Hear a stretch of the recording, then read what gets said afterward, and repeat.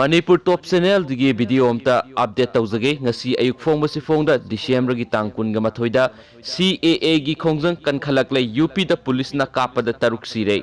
Citizenship Amendment Act ki mayok ta sangsilak pa khongjang nong gi kan khalak pa ga loinana laibak asigi mafam punamak ta su sandoraktuna misi minagi sang hingalakli India gi mafam kaya da athingba hukum sing thamlabasu Delhi Bengaluru Kolkata Chennai Lucknow Patna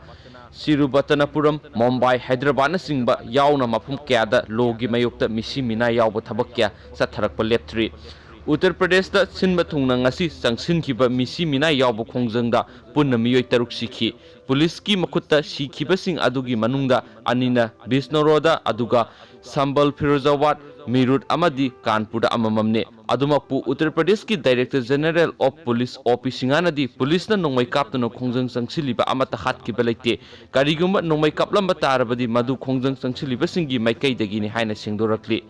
agency ki pauna hai Uttar Pradesh ki district tarago humdoida iraigi lai khuramba loiraba matungda miyoi sakyana athingba hukum thugaiduna lambida thoknarakhi khongjang sangsiliba singna tharakpa nungsing mayoknabaki damak police na lathi charge tawduna amadi tear gas kaptuna phibam adu lakshinabo honakhi haukiba sagol se numitasu laibak asigi mafam punamakta social amadi political gi lamda saknaireba miyoi kaya yauna sangsilakhiba khongjangda mi ahum siraga miyoi kaya amana aso apan nangkhibane Delhi gi Jama Masjidta Shiv Sena gi lusingba Chandrasekhar Azad na lusingduna irai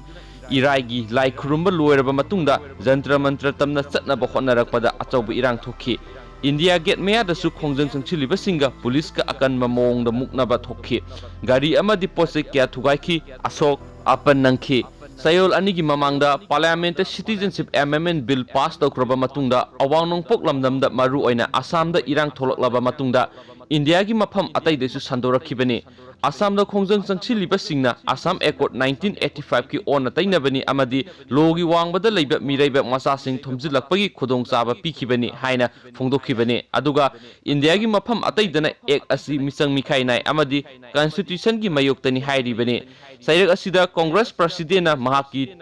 Twitter site ta post tawkiba video message amada hairi democracy amada miyamna government lana laurakpa warep amadi policy singi mayokta kholau laubigi hak lai BJP government miyamgi kholau ikai khumnadre amadi tamthiba force sijinaduna namthana bo hotnari han phungdokhi